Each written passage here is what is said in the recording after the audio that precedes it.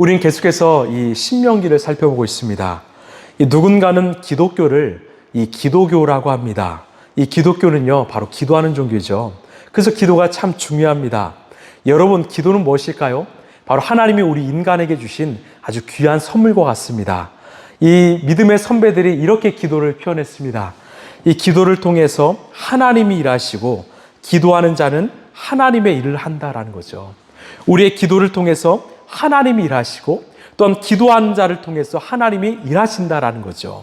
또한 기도는 하나님 나라의 집을 짓는 벽돌이라는 것입니다. 이 땅에 하나님 나라를 세워가는 하나의 벽돌이라는 거고요.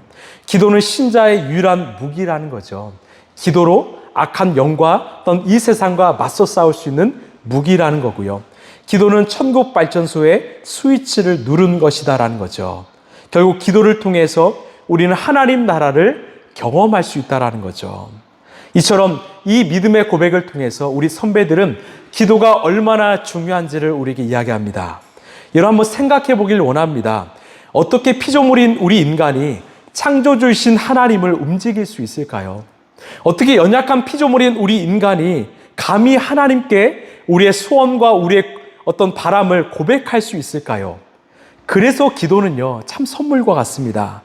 저는 기도하면 기도할수록 참 우리 하나님이 인격적이시다, 하나님이 참 섬세하시다를 저는 경험하곤 합니다. 왜요? 우리가 정말로 작은 신음에도 우리 하나님 응답하여 주시고 우리가 말할 수 없는 그 상황 속에서도 우리에게 말씀하시는 하나님이시기 때문이죠. 이 하나님의 섬세함이요, 이스라엘 백성들이 애굽에서 탈출해서 간 곳이 바로 이 홍해바다였죠. 여러분, 지금 앞에서는 홍해바다가 가로막고 있고요, 뒤에서는 이 정의 용사가 쫓아오고 있습니다. 죽을 위기였죠. 그때 하나님이 어떻게 하셨습니까? 홍해를 가르셨습니다. 제가 주목한 것은요, 이 출애굽기 14장을 보면 이들이 마른 땅을 밟으며 지나갈 것이다 라는 문장입니다. 여러분, 바다가 갈라졌습니다. 그러면 바다 및 땅은요, 어땠을까요? 당연히 진흙이겠죠. 여러분, 그래도 누가 뭐라 할 사람이 없겠죠. 왜냐? 우리가 이 길을 건너가서 살았기 때문에 진흙이어도 우리는 뭐라 하지 않았을 것입니다. 그런데 하나님은요, 당신의 사랑하는 자녀들이 힘들까봐, 지나갈 때 불편할까봐 땅까지도 마르게 하시는 그 섬세하신 하나님이시라는 거죠. 여러분, 이분이 우리가 믿는 하나님이십니다. 여러분, 믿으십니까? 여러분, 우리 하나님은요, 우리를 참 잘하십니다. 우리를 정말 잘하십니다. 그렇기 때문에 우리는 날마다 그분 앞에 엎드려서 기도할 때 하나님은 우리에게 바른 응답을 하실 수 있다는 거죠. 제가 늘 말씀드리죠. 기도는 하나님과의 추억을 쌓는 시간입니다. 그 추억이 쌓이면 쌓일수록 우리 안에는 굳건한 믿음이 생기기 시작합니다.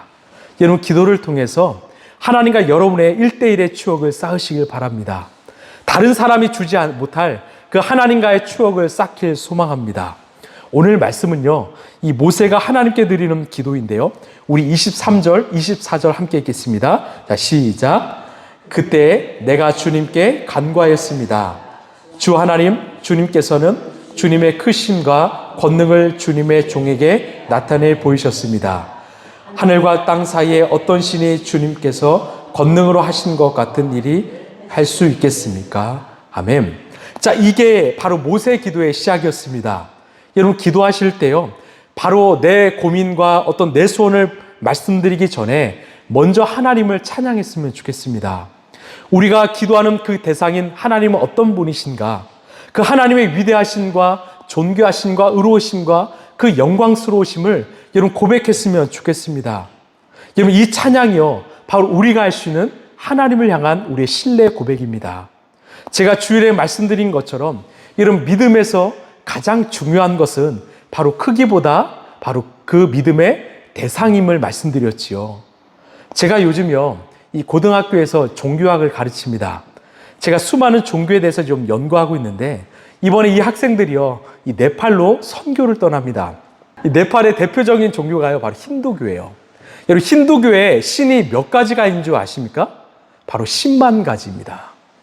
여러분, 10만 가지의 신을 누가 할 수 있을까요? 여러분, 그들이 기도하면서 내가 기도하는 신이 어떤 신인가, 어떤 능력을 가진 신인가 알 수 있을까요? 잘 모릅니다.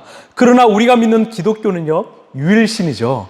바로 그래서 하나밖에 없는 신이라고 해서 우리는 하나님이라고 말하죠. 그 하나님은 어떤 분이신가, 어떤 능력을 가지셨는가, 성경에 정확하게 나와 있습니다. 바로 우리가 믿는 하나님은 세상을 창조하시는 창조주 하나님, 오늘 또 세상을 다스리시는 주관자 하나님, 또 우리와 함께 하시는 임마누엘 하나님이라고 분명하게 나오고 있죠.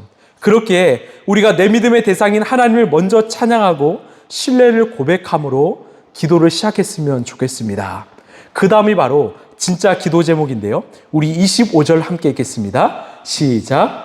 부디 저를 건너가게 하여 주십시오. 저쪽 아름다운 땅과 아름다운 산과 레바논을 보게 하여 주십시오. 이것이 바로 모세의 요청이었습니다. 하나님, 저를 저 땅으로 건너가게 해 주십시오. 즉 가나안으로 들어가게 해달라는 요청이었죠. 여러분, 그 기도 제목에 하나님이 뭐라고 응답하시는가? 우리 26절입니다. 시작. 그러나 주님께서는 당신들 때문에 나에게 진노하셔서 나의 간구를 들어주지 않으셨습니다. 주님께서 나에게 말씀하셨습니다. 이것으로 내게 족하니 이 일 때문에 더 이상 나에게 말하지 말아라. 주님이 말씀하시죠. 이것으로 내게 족하다. 너는 여기까지다. 즉 그 기도 제목에 노 하셨다라는 거죠. 여러분, 그 이유가 무엇일까요? 우리가 두 가지로 좀 살펴보고자 하는데요. 첫째는요, 바로 이 죄의 문제였습니다. 자, 민수기 20장을 보면 이스라엘 백성들이 신광야 이 가데스에 도착했습니다. 그곳에는요, 물이 없었습니다. 그래서 이 백성들이 이 목말라서 불평과 불망이 가득했습니다. 이것을 하나님이 들으셨지요. 자, 우리 민수기 20장 3절 5절입니다. 자, 시작. 백성은 모세와 다투면서 이렇게 말하였다. 우리의 동족이 주님 앞에서 죽어 넘어졌을 때 우리도 죽었더라면 좋을 뻔하였소. 어찌하여 당신들은 우리를 이집트에서 끌어내어 이 고약한 곳으로 데리고 왔소. 여기는 씨를 뿌릴 곳이 못되오. 무화과도 포도도 석류도 먹고 마실 물도 없소. 자, 하나님이 이들의 그 불평불만을 들으셨지요. 그래서 모세에게 말씀하셨습니다. 너는 지팡이를 들고 바위에게 명령하라. 그러면 그 바위에서 내가 물을 흘려 보내줄 것이다.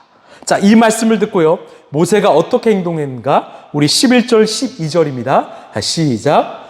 모세는 팔을 높이 들고 그의 지팡이로 바위를 2번 쳤다. 그랬더니 많은 물이 솟아났고 회중과 그들의 가축대가 마셨다. 주님께서 모세와 아론에게 말씀하셨다. 너희는 이스라엘 자손이 보는 앞에서 나의 거룩함을 나타낼 만큼 나를 신뢰하지 않았다. 그러므로 너희는 내가 이 총회에게 주기로 한 그 땅으로 그들을 데리고 가지 못할 것이다. 아멘. 지금 모세를 향해서 그 문제를 말씀하시는데요. 이 모세의 문제가 무엇이었느냐? 바로 바위를 2번 친 것이 문제가 아니었습니다. 그 횟수가 문제가 아니라 그 행동하는 그 이면에 하나님을 온전히 신뢰하지 못했던 그 문제가 바로 이 문제였더라는 거죠. 너희는 이스라엘 자손이 보는 앞에서 나의 거룩함을 나타낼 만큼 나를 신뢰하지 못했다라는 겁니다. 하나님은요, 이 모세가 바위를 내리치는 순간 바로 그 행동보다 그 마음 중심을 보셨습니다. 지금 이 아들이 나를 신뢰하지 못하고 있구나. 여러분, 중요한 것은 무엇입니까? 우리의 외모가 아니라 우리의 중심이라는 거죠. 우리가 아무리 이 자리 예배할지라도 주님은 우리의 외모가 아니라 우리의 행동이 아니라 우리의 마음과 중심을 보고 계신다라는 겁니다. 우리가 찬양하고 기도하는 그 행위보다 그 마음의 중심이 더 중요하다라는 거죠. 여러분, 지금 어떤 마음으로 이 자리에 앉아 계십니까? 여러분, 이 자리에 정말 내가 내 온 마음과 내 중심이 우리 주님을 향해 있습니까? 하나님은 그것을 보고 계신다라는 거죠. 사실 모세 입장에는요, 참 억울할 수 있습니다. 그런데요, 이 가나안에 들어가는 이 세대에게, 또는 오늘 말씀을 보는 우리에게 이 모세 행동과 그 결과가 얼마나 큰 신앙적 교훈이 되는지 모릅니다. 어떤 교훈이요? 비록 사소한 죄라도, 이 불순종이라도 큰 결과를 우리에게 안겨준다라는 거죠. 또 다른 표본이 바로 이 아이성 사건이었죠. 이 아간이 탈취한 약탈품은요, 이 전체에 비하면 아주 극소수였습니다. 그러나 하나님은 그의 불순종으로 인하여 이 백성들을 그 전투에서 패배하게 하셨지요. 우리 사회학 이론에 이 깨진 유리창의 법칙이 있습니다. 어떤 이론이냐면 깨진 유리창을 하나 방치하면 나중에는 건물 전체가 무너질 수밖에 없다라는 거예요. 그 유리창 하나가 고작 하나이지만 그것을 방치하면 건물 전체가 무너지고 그곳에서 범죄가 발생할 수밖에 없다라는 이 사회학적 이론입니다. 결국은 사소한 것이라도 방치하면 더 큰 문제를 야기한다라는 거죠. 바꿔서 말해서 사소한 죄라도 하나님은 우리에게 중히 여기길 바라신다라는 거죠. 사소한 죄라도 사소한 불순종이라도 내가 조심하고자 하는 그 섬세한 마음이 우리에게 필요하다라는 것을 오늘 말씀을 통해서 우리에게 말씀하십니다. 여러분, 우리 주님은요, 오늘 이 시간에도 우리의 중심을 보십니다. 우리가 살아가는 그 순간 속에서도 우리의 마음을 보십니다. 하나님은 우리의 마음이 온전히 주님을 향하길 원하십니다. 여러분, 모세의 문제는요, 바로 중심의 문제, 죄의 문제였습니다. 또 하나의 문제가 있었는데 바로 그것은 사명의 문제였습니다. 하나님은요, 우리 모두에게 이 생명을 주셨습니다. 이 생명이 어떤 의미냐면 이 생명을 보시면 바로 날생도 있지만 이 살생자가 있습니다. 바로 살생과 명령 명자로도 볼 수 있는데 어떤 의미냐? 생명은 바로 살라고 하시는 하나님의 명령입니다. 여러분, 왜 오늘 하나님께서 우리에게 생명을 주셨을까요? 바로 하나님의 부르심이 있기 때문이죠. 하나님의 사명이 있기 때문이죠. 내가 오늘 너에게 주는 그 사명이 있기 때문에 바로 생명을 주셨다라는 겁니다. 그 생명이 닿으면, 그 사명이 닿으면 우리의 코끝에서 그 생명을 걷어가신다라는 거죠. 여러분, 사명이 우리를 살게 합니다. 여러분, 믿으십니까? 여러분, 사명이 우리의 인생을 위대하게 만듭니다. 그리고 사명이 닿으면 우리의 생명도 닿겠지요. 즉, 사명은요, 시작도 있지만 다음도 있고 멈춤도 있고 끝도 있다라는 겁니다. 또한 우리가 그 사명을 이루어갈 때 내 자리, 내 분수를 좀 잘 알아야 합니다. 우리가 사명 때문에 하나님의 도구요 통로로 쓰임받지만 우리가 그 하나님의 자리를 우리가 침탈해서는 안 되겠지요. 여러분, 모세는요, 위대한 하나님의 도구였습니다. 사람들에게 칭송받는 존재였습니다. 그러나 어느 순간 자신의 자리, 분수를 잃어버리는 그 순간이 있었다라는 겁니다. 우리 민수기 20장 10절 말씀인데요, 우리 함께 읽겠습니다. 시작. 모세와 아론은 총회를 바위 앞에 불러 모았다. 모세가 그들에게 말하였다. 반역자들은 들으시오. 우리가 이 바위에서 당신들이 마실 물을 나오게 하리요. 자, 하나님이 이 앞절에서 이미 내가 이 백성들에게 물을 주신다고 약속하셨는데 어느 순간 모세가 이들 위해 군림해서 판단자, 심판자가 되어버린 것이죠. 여러분, 기억하십시오. 심판은요, 하나님의 영역입니다. 누군가를 판단하는 거 하나님의 영역입니다. 우리가 할 것은요, 그들을 판단하는 것이 아니라 오히려 그들을 불쌍히 여기고 긍휼히 여기고 그들을 위해서 기도해야 한다는 거죠. 여러분, 지금 인류가 짓는 가장 큰 죄가 무엇인 줄 아십니까? 살인입니까? 어떤 폭력입니까? 아닙니다. 바로 사람을 판단하는 것입니다. 판단하고요, 심판해서 정죄하고 결국은 그 사람을 죽이는 것이 바로 인간이 저지른 가장 큰 죄이지요. 여러분, 창세기를 보면요, 하나님께서 아담과 하와를 바로 에덴 동산에서 살게 하시죠. 그 안에서 마음껏 누리며 살게 하셨습니다. 그런데 한 가지만은 금하게 하셨죠. 무엇을 금하게 하셨습니까? 바로 선악을 알게 하는 나무의 열매만은 먹지 말라고 하셨습니다. 왜 그랬을까요? 바로 선악을 판단하는 역할은요, 인간의 영역이 아니라 하나님의 영역이기 때문이죠. 그러나 그들은 이 열매를 먹었습니다. 그 순간 인간은 하나님의 자리에 앉아서 사람을 판단하기 시작했습니다. 심판하기 시작했습니다. 정죄하기 시작했습니다. 결국 사람과 사람 사이에 다툼과 분열이 일어나고 사륙이 일어나는 거죠.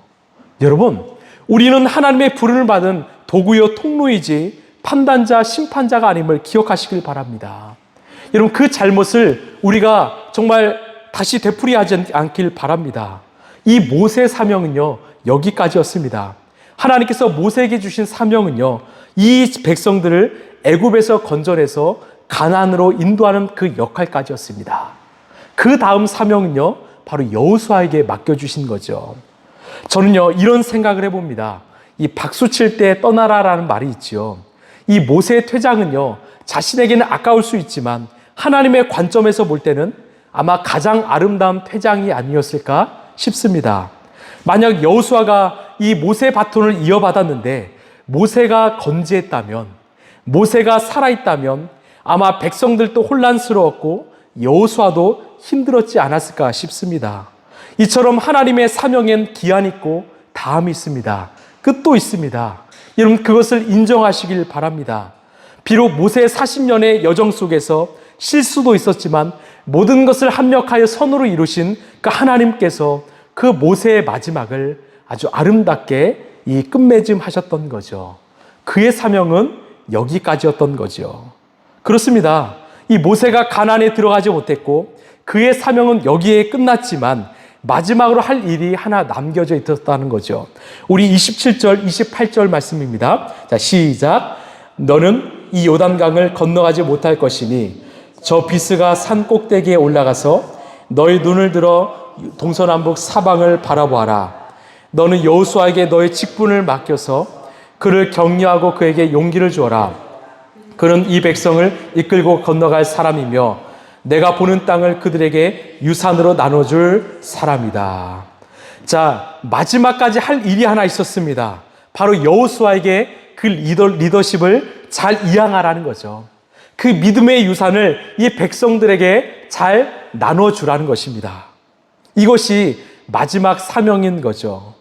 저는 오늘 말씀을 묵상하면서 하나님께서 제게 주신 메시지는요, 우리에게 주신 메시지는 바로 우리의 사명은요, 바로 생명이 끝나는 그 순간까지다라는 겁니다.